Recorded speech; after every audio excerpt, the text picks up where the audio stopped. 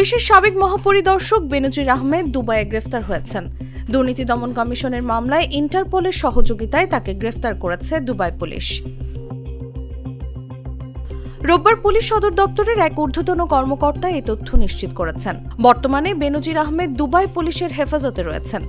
তাকে ফিরিয়ে আনার জন্য প্রয়োজনীয় আইনি প্রক্রিয়া শুরু করবে দুদক।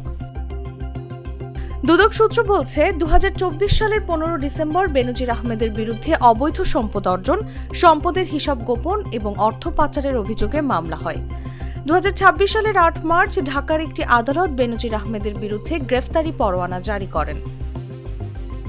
এই সময় তাকে বিদেশে অবস্থানরত উল্লেখ করে ইন্টারপোলের মাধ্যমে পরোয়ানা কার্যকরের নির্দেশ দেওয়া হয়।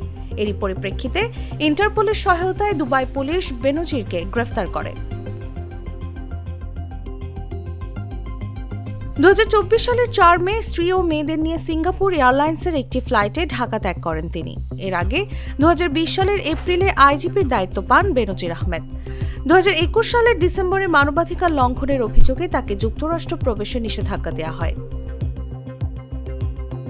বেনজির আহমেদ 1988 সালে বাংলাদেশ পুলিশের সহকারী পুলিশ সুপার হিসেবে যোগদানের মাধ্যমে তার কর্মজীবন শুরু করেন। তিনি 2015 সালের 7 জানুয়ারি থেকে 2020 সালের 14 এপ্রিল পর্যন্ত র্যাবের মহাপরিচালক ছিলেন।